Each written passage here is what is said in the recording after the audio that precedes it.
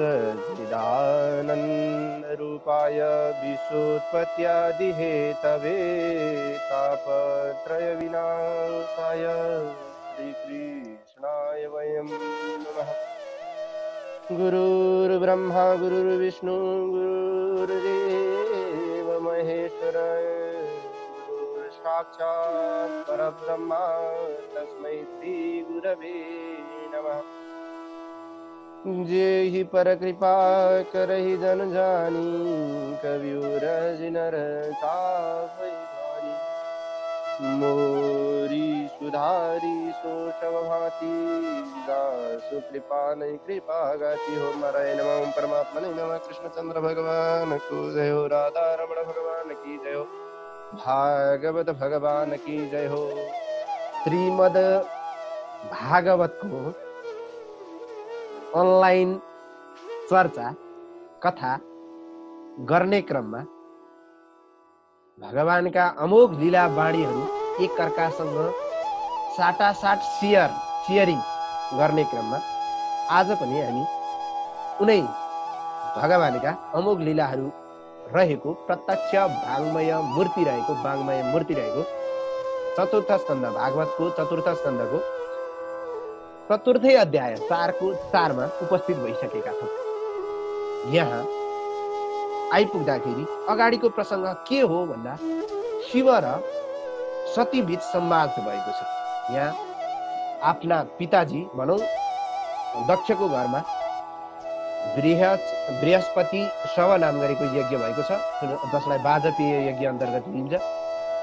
त्यो अन्तर्गत भएको यज्ञमा जाने इच्छा राखेकी सतीलाई नजाऊ भनेर शिवले सम्झाइरहनु भएको छ, तर सती मानिरहनु भएको अवस्था छैन। अब जाउँ के हुन्छ त भन्दा मैत्रेय उवाच एतावद्युक्त्वा वीरराम शङ्करः पत्न्यङ्गनाशं युभयत्र चिन्तयन् सुहृद्दिदृक्षु परिशङ्किता भवान् निष्क्रामति निर्विशति पिपाशा।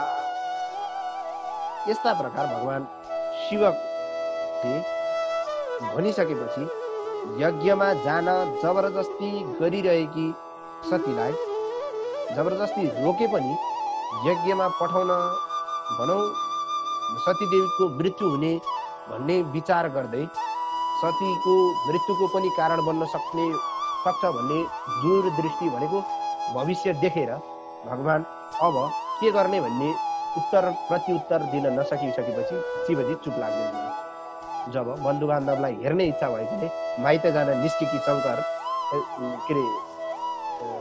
सती शङ्करजीको डरले फर्किँदै जापो भनिहाल्नुहुन्छ कि अनुमति पो दिइहाल्नुहुन्छ कि भन्ने भावले जाँदै आउँदै दुविधामा परिरहनु भएको छ। यो भाव चलिरहेको थियो। जब बन्धु बान्धवसँग भेट गर्ने इच्छा तीव्र एकदम अघात परेकोले खिन्न मन भएकी सती पिताप्रतिको बढी स्नेहले गर्दा रुँदै गरेकी एकदम अविरल आँसु झार्दै बगाएर विह्वल भएको सतीदेवीले रिसले थरथर काँप्दै भगवान शिवशङ्करलाई डराउन लागेको जस्तो डेढा आँखाले भनौँ क्रोधित आँखाले हेर्नुभयो। यहाँ यो दृष्टान्त बताउन खोजेको हो जब कमिलाका पखेटा उम्रिन्छन् अनि सम्झिनुहोस् विनाश हुनेवाला छ। नेपाली उखान यो बताउन खोजेको। यहाँ शिवसँग सतीले किन यो भावले हेरिरहेकी छिन् भने आगामी केही समयमा विनाश आइसकेको छ, सतीको नाश हुने बेला आइसकेको छ। सतीको प्राणले त्यो शरीरलाई छोड्नेवाला छ। अब तसर्थ यहाँ शिवसँग सती पनि त्यो भावले हेर्न थाल्दैछ, रुँदै। हेर्नुहोस्, त्यसपछि माइत जान नपाउँदाको चिन्ता क्रोध चाहिँ शिवप्रतिको चाहिँ रिसले सतीदेवीको मन अत्यन्तै उद्विग्न भइसकेको थियो, खिन्न भइसकेको थियो। लामा सास लिइरहनु भएको थियो। स्त्री जातिमाथि माइत जाने इच्छाले चाहिँ अति नै आसक्ति उत्पन्न हुन्छ। यहाँ बताइएको छ। यहाँ हेर्नुहोस् त, सतीलाई मात्रै होइन स्त्री जातिमा नै यो भाव हुन्छ कि माइती प्रतिको अत्यन्तै प्रेम हुन्छ। चाहे माइतीले जति नै नराम्रा व्यवहार जति नै देखाउनु किन, जति नै त्यो भाव किन प्रकट गरौँ, तर माइती जाने व्यवहार भनौँ माइती प्रति उनीहरूको श्रद्धा र विश्वास, माइती प्रतिको आसक्ति भने त्यति नै रहन्छ। यो सतीको प्रसङ्गबाट यो बुझिन्छ, यो बुझाउन खोजेको हो। यहाँ अब कथा कण्ठ गरेर कथा घोकेर कथा चाहिँ सधैँ सुनिरहेको कथा बुझेर मात्रै हुँदैन, यी कुराहरूलाई बुझ्दै जानुपर्छ है। तपाईँहरूलाई मैले अहिले यो कथाकै बिचमा भनिदिइरहेको छु, औपचारिक अनौपचारिक पनि। सतीलाई त्यही स्त्री स्वभावले चाहिँ बसमा पार्यो, उहाँले त्यस्ता पतिलाई छाडेर माइत जाने तर्खर गर्नुभयो। त्यसले प्रेमपूर्वक उहाँलाई चाहिँ आफ्नो आधा शरीर नै दिनुभएको शिवशङ्करलाई छोडेर चाहिँ माइत जाने विचार गर्नुभयो। नन्दीलाई अगाडि लगाएका पार्षदहरू, यक्षहरू र मणिमान एकदम मद आदि भगवान शङ्करका हजारौं निडर अनुचरहरूलाई साथमा आज्ञा उल्लङ्घन गरेर, तिनीहरू कसैको पनि नगरेर आज्ञा उल्लङ्घन गरी एकदम चाँडो चाँडो सास फेर्दै चाहिँ सती हिँड्नुभयो। अनि भगवानले यसो इसारा मात्रै के गरिदिनु भएको थियो, सती गएको थाहा पाएर अनि भगवानले यिनै अनुचरहरूलाई, नन्दी, पार्षद होइन, यक्षगण, मणिमान, मद आदि गरेका भगवानका शङ्करका पार्षदहरूलाई जाऊ रक्षा गर सतीको भनेर चाहिँ पठाइदिनु भयो। ती सती देवीलाई ठुलो गोरुमा चढाएर, भनेको भगवानको वाहन त्यही थियो, मैना पंक्षी, भकुण्डो, ऐना, कमल आदि सामग्रीहरू र सेतो छाला, चमर, माला आदि राजचिन्हहरू ओढाई, दुन्दुबी भनेको बाजाको नाम हो जसलाई दुन्दुबी भनिन्छ। यो लगभग के भनिन्छ भनौँ पञ्चेबाजा अन्तर्गतको एउटा बाजा भनेर बुझ्नु चाहिन्छ। नेदु, दुन्दुबे आदि गरेका बाजाहरूको यो पछाडि पनि धेरै चर्चा हुन्छ दुन्दुबीको। अनि शङ्ख, बाँसुरी आदि चाहिँ वाद्यवादन बजाउँदै शिवगणले साथमा लिएर जानुभयो। शिवको आदेश पाएपछि शिवगणले साथमा लिएर जानुभयो। भगवान शिवलाई सारा कुराहरू थाहा थियो, भगवान ध्यानमा बस्नुभयो। यतापट्टिको प्रसङ्ग सकियो, अब उता माइत जाने प्रसङ्ग चल्दैछ। परस्परमा चाहिँ एकदम वेद मन्त्रको उच्चारणको प्रतिस्पर्धाले शोभा बढेको, अत्यन्त सम्पूर्ण विद्वान ब्रह्मर्षिहरूको शोभाले चाहिँ शोभित भएको होइन, वासनाले चाहिँ सुशोभित भएको, माटो, काठ, फलाम, सुन, कुश, मृगचर्म आदिद्वारा बेगिएका यज्ञका भूमि देखेर सतीदेवी त्यहाँ देख्दै त्यो भाव हेर्दै प्रवेश गर्नुभयो। सतीदेवीलाई यज्ञ गरिरहेका दक्ष प्रजापतिको चाहिँ डरले दिदीबहिनी लगायत कसैले पनि उनलाई आदर सत्कार केही पनि गरेन। किन? दक्षको डरले। दक्षले चाहिँ सतीलाई चाहिँ नबोलाउनु होइन, नबोलाएको, अनि सतीसँग चाहिँ त्यस्तो भएको, शिवसँग भएको कारणले चाहिँ दक्षको डरले दक्षका अनुचरहरू दिदीबहिनीहरू कसैले पनि सत्कार स्वागत गरेन। अनि उपेक्षाद्वारा सबैद्वारा चाहिँ उपेक्षा भइसकेपछि उनीहरूले चाहिँ उहाँलाई चाहिँ दिदीबहिनीले आमाले समेत आदरपूर्वक प्रेमको भावले हेर्दै आँसु बगाउनु भयो कि दिदीबहिनीको मन र आमाको मन चाहिँ एकदमै पग्लियो। यहाँ हो केही बोल्न सकेका छैनन्, आदर उपचार गर्न सकेका छैनन्, तर पनि उहाँले सम्मानका साथ आँसु बगाएर आज सती आएको देखेर त्यो यस्तो भावले हेर्नुभयो। दक्षले सतीलाई स्वागत गरेनन्। त्यसैले उहाँले दिदीबहिनीहरूसँग सन्चो बिसन्चो केही पनि भलाकुसारी केही पनि गर्नुभयो, तर आमाले र सानी आमाहरूले चाहिँ आदरपूर्वक दिएको उच्च आसन पदार्थहरूलाई चाहिँ स्वीकार गर्नु भएन। दिदीबहिनीसँग सामान्य भलाकुसारी भन्ने भयो, तर त्यो माइतीबाट पाइएको आसन आदिको स्वीकार भने उहाँले गर्नु भएन। भनेको आसन नस्वीकार्नुको मतलब उठिरहनु भयो, उभिरहनु भयो, केही कुरा गर्न चाहनुहुन्छ त्यो भावमा प्रकट हुनुभयो। यस यज्ञमा चाहिँ रुद्रलाई भाग नदेखिएको देख्नुभयो, त्यहाँ देख्नु भएन। यज्ञ भइरहेको छ तर रुद्रलाई, शिवलाई भागै छैन, शिवको लागि कुनै स्थानै छैन, नदेखिएको। पिताजीले चाहिँ सर्वसामर्थ्य भगवान शिवशङ्करलाई निमन्त्रणा समेत नगरिकन अवहेलना गरेको देखेर अनादरले चाहिँ एकदम गहिरिएकी सतीदेवी क्रोधले सम्पूर्ण लोकहरूलाई डराउन लागेको जस्तो भावमा चाहिँ त्यो यज्ञमा चाहिँ रिस प्रकट गर्नु। सती रिसाएपछि त्यहाँ एकदम उपद्रव मचाउन थाले। नेपाली भाषामा उपद्रव भनिन्छ। उपद्रव मचाउन थाले। त्यहाँ शिवगणहरूले जराक जुरुक उठेर चाहिँ तिनीहरूलाई चाहिँ त्यसले नियन्त्रण गर्दै सतीको क्रोधका कारणले चाहिँ त्यहाँ उपद्रव मचाउन थाले। क्रोधको कारणले एकदम अस्पष्ट भएको बाणीले चाहिँ कर्म मार्गमा लागेका एकदम अहङ्कारी शिवद्रोही आफ्ना पिताजीलाई चाहिँ लोकले सुन्ने गरी चाहिँ अब सतीले चाहिँ भन्न थाल्नुभयो पिता माथि। देव्युवाच, सतीदेवी भनेको त्रिदेव्युवाच, न यस्य लोके त्यस्तिष्ठायनः प्रियस्तथा प्रियो देहवृतां प्रियात्मनः। तीनै लोकभरि भगवान शिव शङ्कर भन्दा उत्कृष्ट कोही छैन। भगवान सर्वोत्कृष्ट शिव शङ्कर हुनुहुन्छ। उहाँ सम्पूर्ण प्राणीहरूका हृदयमा बस्नुहुने अत्यन्त प्रिय, सम्पूर्ण प्राणी सर्वभूत हृदयमा बस्नुहुने अत्यन्त सबैका प्रिय मान्ने, अप्रिय भन्ने उहाँको लागि कोही पनि छैन। त्यस्ता वैरभाव नहुनुभएका सबैका आत्मस्वरूप भएका भगवानसँग द्वेष गर्ने विचार कसले गर्छ? भगवान शिवसँग विरोध तपाईँ बाहेक कसले विरोध गर्न सक्छ? शिवको को छ त्यस्तो औलो उठाउन सक्ने शिवसँग? तपाईँलाई त यहाँ भाव के बताउनु खोजेको भने तपाईँ ससुरा भएको कारणले मात्रै यति बोल्न सकिरहनु भएको छ। उहाँको ससुरा हुनाले उहाँले केही नगर्ने भएको भएर, कसैसँग द्वेष नगर्ने भएको भएर, उहाँ सबै सर्वभूत हृदयमा सबैको भूत हृदयमा बस्ने हुनु भएर तपाईँ आज यो द्वेष गर्ने आँट गरिरहनु भएको। तपाईँमा यो आँट पनि त्यही शिव तत्त्वको कारण भएको। यस्तो भावले चाहिँ यहाँ प्रकट गर्नु। हे ब्राह्मण, तपाईँ जस्ता व्यक्तिले अर्काको गुणमा द्वेष भाव राख्नु चाहिँ देख्नु सामान्य कुरा हो। तपाईँ एउटा कर्मकाण्डी ब्राह्मण भइसकेपछि कोही यथार्थदर्शी मानिसहरू मात्र देख्न सक्छन् कि कुनमा गुण कुनमा द्वेष छ भन्ने कुरा। यथार्थदर्शी कोही छ भने उसैले मात्र देख्न सक्छ। तिनीहरूमा पनि जो महान छन् ती सज्जनहरू थोरै मात्रै गुणहरूलाई चाहिँ धेरै बनाएर व्याख्या गर्छन्, बुझ्छन् उनीहरू। तपाईँले त्यो कुरा बुझ्न सक्ने तपाईँको क्षमतै छैन। गुणहरूमा पनि द्वेष देख्ने तपाईँको आँखा त्यस्ता हुन्छ। फुलको आँखामा फुलै संसार, काँडाको आँखामा काँडै संसार, यही भाव देखाउनु खोज्नु। तपाईँकोमा भेद दृष्टि छ। कर्मकाण्डको त्यो नीच भाव छ। कर्मकाण्डमा चाहिँ पतित हुनुभएको छ। तपाईँ कर्मकाण्ड गरेर पनि आसक्ति रहित कर्मकाण्ड गर्न सक्नु भएको छैन। कर्मकाण्डलाई पतित भन्न खोजेको होइन, कर्मकाण्डमा गरिने आसक्तिलाई पतित भन्न खोजेको। फेरि यहाँ कर्मकाण्ड गर्ने गुरुहरूले फेरि यत्रो कर्मकाण्डलाई चाहिँ विरोध गर्यो भन्न खोजेको होइन। कर्मकाण्डमा आसक्ति हुनु चाहिँ विरोध हो। नत्र त वशिष्ठ आदि ऋषिहरूले कर्मकाण्ड गरिरहनु भएको छ। यदि नराम्रो भयो त सबैले छोड्नु पर्थ्यो, त्यसलाई त्याग्नु पर्थ्यो? होइन, नराम्रो त्यसलाई प्रयोग गर्न, त्यसमा अनासक्त हुन चाहिँ नजानेर नराम्रो गर्छ। अब के भन्नुहुन्छ सती? मुर्दा जस्तो शरीरलाई चाहिँ आत्मा ठान्ने अभिमानी अज्ञानीद्वाराहरूमा चाहिँ ईर्ष्यापूर्वक सधैँ आफ्नो ठुलो मान्छेको निन्दा गर्ने प्रवृत्ति हुनु अचम्मको कुरा कुनै पनि होइन। अज्ञानता छ नि तपाईँसँग। यो मुर्दा रूपी यो मर्ने शरीरलाई चाहिँ आत्मा सम्झिरहनु भएको छ नि। आत्मा के हो भन्ने कुरो बुझेको छैन, तत्त्वज्ञान केही थाहा छैन।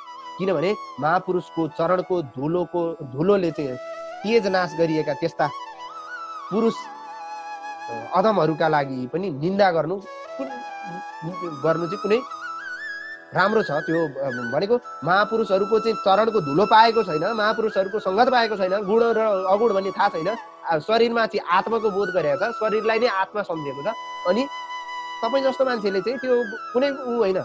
यद्वेच्छरम, यहाँ अत्यन्त महत्त्वपूर्ण श्लोक छ। यद्वेच्छरम नाम गिरे रित्यम नृणाम, जुन दुई अक्षरको नामले बनेको शिव शब्द छ, शिव भन्ने नाम प्रसङ्गवश बाणीले एकैचोटि मात्रै पनि उच्चारण गरियो भने त्यसले सम्पूर्ण पापहरूलाई तुरुन्तै तत्कालै नष्ट गरिदिन्छ। आश्चर्यको कुरो हो, जसको आज्ञालाई कसैले उल्लङ्घन गर्न सक्दैनन् त्यस्तो साहस अहिलेसम्म संसारमा कसैसँग छैन। त्यस्ता पवित्र कीर्ति हुनुभएका, एकदम के भन्छ उत्कृष्ट भाव हुनुभएका, त्यो सबै भनेको सबै हृदयहरूमा चाहिँ निवास गर्ने। अब के भन्ने यार, शिवको बयानै गर्न सकिरहेको छैन म। त्यस्तो के भन्ने, अब एकदम पापहरूलाई नाश गरिदिने शिव शब्द नै त्यत्रो काफी छ क्या। अब यहाँ शिवलाई द्वेष गर्ने बुद्धि चाहिँ कसरी आउँछ?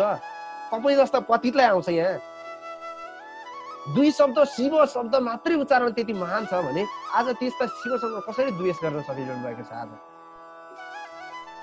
जसको चरण कमललाई चाहिँ ब्रह्म सरको आस्वादन गर्न चाहने ठुला ठुला ब्रह्मर्षिहरू मन रूपी भमराहरू बनेर चाहिँ सेवा गर्छन् भगवानको शिवको चरणको, जसले चाहिँ कल्याण चाहने मानिसहरूलाई आशीर्वादको वर्षा गराउनुहुन्छ। त्यस्ता सबैका साथी समान रहनुभएका भगवान प्रभु परमात्मासँग द्वेष गर्नुहुन्छ तपाईँ।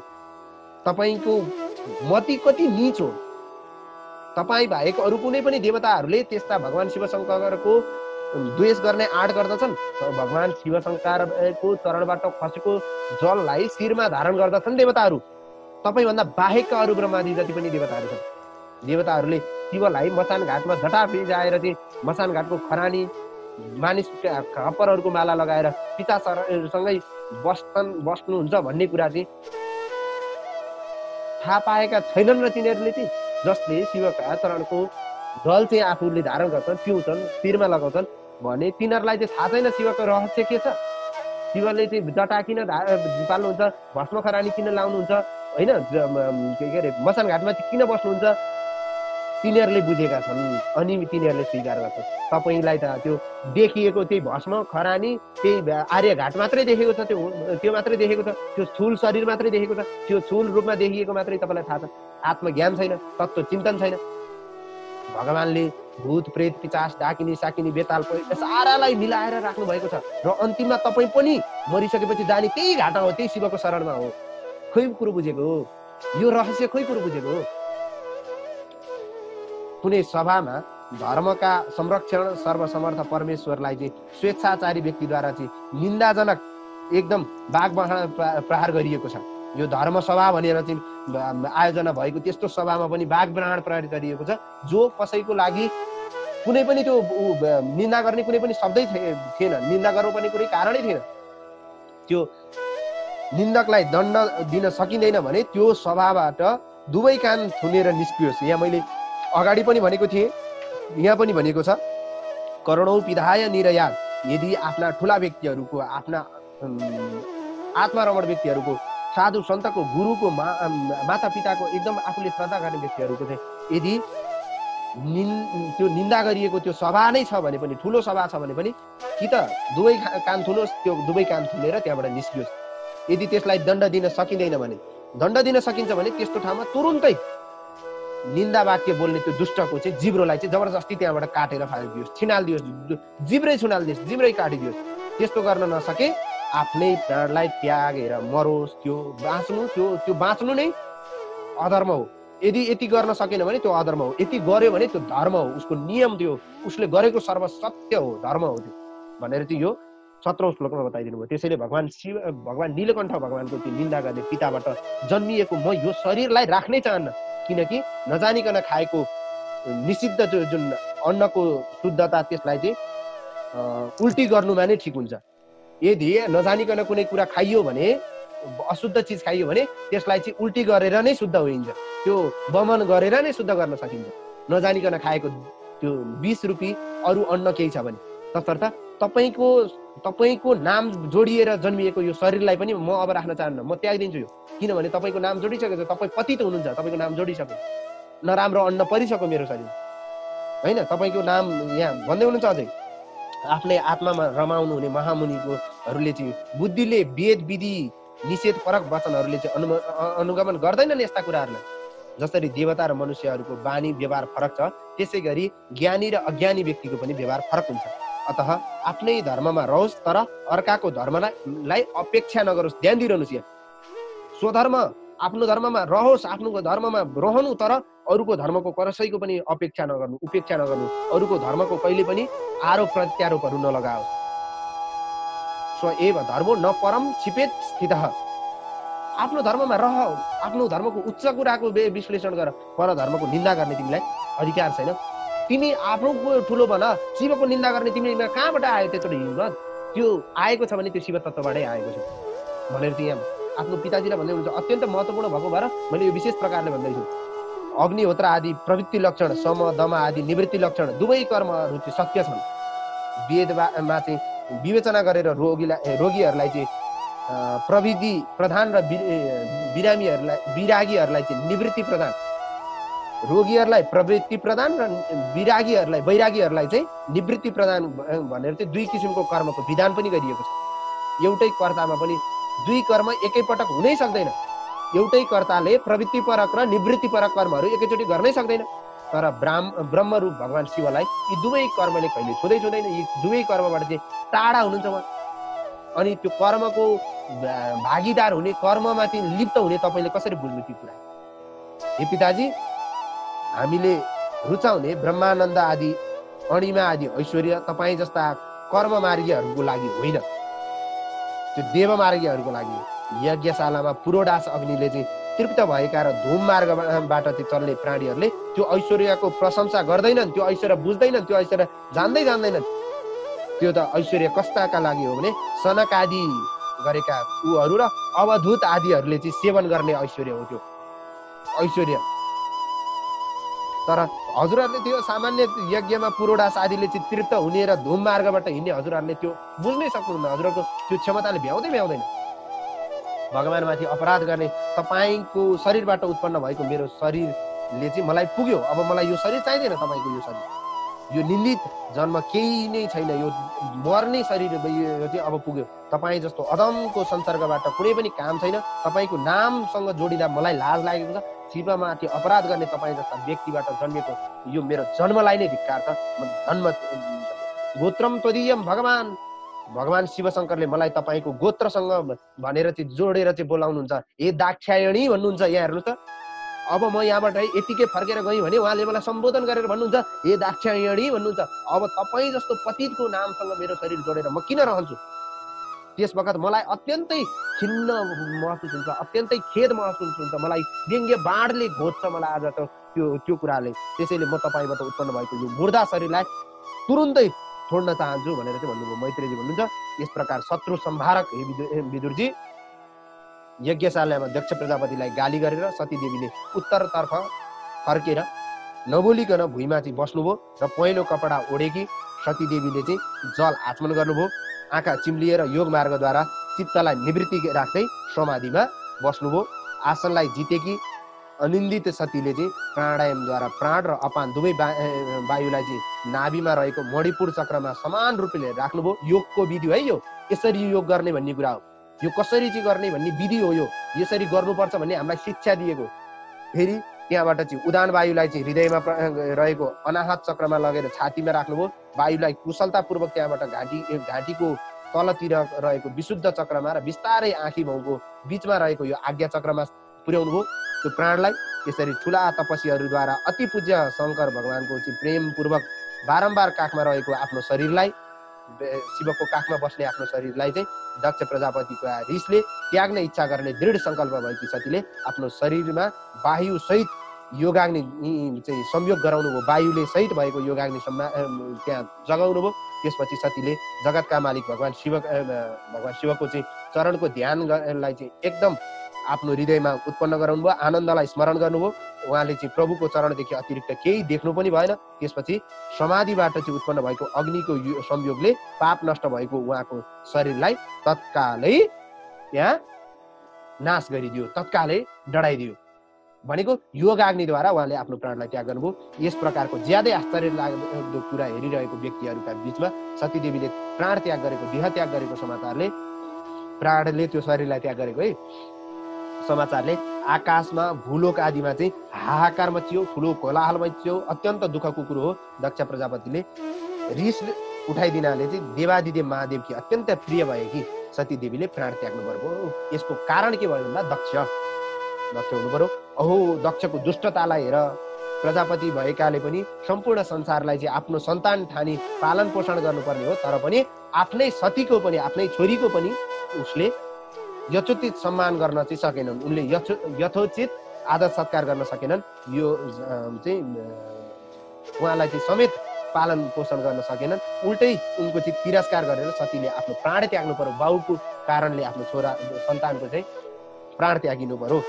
यो दुष्ट मन भएको यो दक्ष चाहिँ ब्रह्मज्ञानीहरूको द्रोह गर्दछ, शङ्करको द्वेषी छ।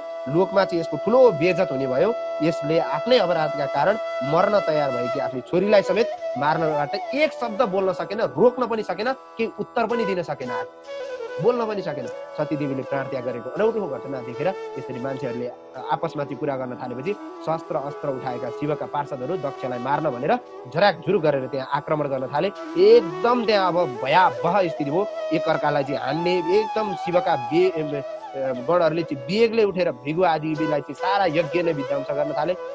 अनि यहाँ अपहतम रक्षा आदि गरेका मन्त्रहरूले चाहिँ शिवगणहरूलाई चाहिँ भृगु आदिले चाहिँ होम गरिदिए। त्यही दक्षिणाग्निमै होम गर्न खोजे। अपहतम रक्षा आदि गरेका मन्त्र पढेर चाहिँ ए तिमीहरू यज्ञ विनाश गर्न आउने लौ जाता भनेर हवन गरिदिनु खोजे। यजुर्वेदका मन्त्रहरूको जान्ने अदर्जु भृगुले चाहिँ हवन गर्ने बित्तिकै आफ्नो तपस्याले चन्द्रलोक पुगेका प्रभु गरेका चाहिँ रिभु नाम गरेका हजारौं देवताहरूले बेगले चाहिँ यज्ञ कुण्डमा चाहिँ प्रकट भए। रिभु आदि देवताहरू त्यहाँ प्रकट हुनुभयो र अन्तिममा के भन्नुहुन्छ भन्दा अगुल्टोलाई नै समाएर हतियार बनाएका मन्त्रका प्रभावले अत्यन्तै चम्किला र रिभुहरूद्वारा चाहिँ पीडित भएका ती सबै गुज्यत र प्रमथादि गणहरू यताउता भाग्न थाले। यज्ञ त्यहाँ तितर बितर हुन थाल्यो, एकले अर्कालाई आक्रमण गर्ने अवस्था भयो, आक्रामक स्थिति। त्यो सभा थियो, एउटा यज्ञ थियो, तर त्यहाँ भयङ्कर विनाश उत्पन्न हुन थाल्यो भन्ने इति श्रीमद् भागवते महापुराणे पारमहंस्यां संहितायां चतुर्थ स्कन्धे सती देहोत्सर्गो नाम चतुर्थ अध्याय। सतीले आफ्नो शरीरलाई त्यहाँ त्याग गर्नुभएको, योगाग्निद्वारा त्याग गर्नुभएको र त्यसको मूल कारण के हो भन्दा यही नै बारम्बार भन्ने गरेको आफूभन्दा ठुलो, आफूले मान्नुपर्ने भगवानका, आफू सम्मान गर्नुपर्ने व्यक्तिहरूको चाहिँ यदि अपमान हुन्छ र त्यहाँ चिन्तन गर्न सकिँदैन, उनीहरूको चाहिँ कुरा सुनेर बस्न सकिँदैन अथवा तिनीहरूको विरोध गर्न सकिँदैन, तिनीहरूको जिब्रो थुत्न, तिनीहरूलाई रोक्न सकिँदैन। जिब्रो थुत्नुको मतलब रोक्नु क्या, रोक्न सकिँदैन भने त्यस्तो सुनेर नबस्नु, कि त प्राण त्याग गरिदिनु कि त कान सुनेर त्यहाँबाट चल्दिनु भन्ने नियम अनुसार सतीले आज त्यहाँ शिवको निन्दालाई सहन नसकेर आफ्नो शिवले आफूलाई अत्यन्तै माया गर्ने भाव सम्झेर शिवमा नै शिव शिव भन्ने हृदयमा आफ्नो नाम शिवको चाहिँ चरण कमलको ध्यान गर्दै योगाग्निद्वारा प्राणलाई चाहिँ त्यो शरीरद्वारा छाड्नु भएको भगवत परिचर्चालाई यही यथामति यथाबुद्धि अर्पण गरियो। ओम अस्तु परिपूर्णम। श्री कृष्ण अर्पण।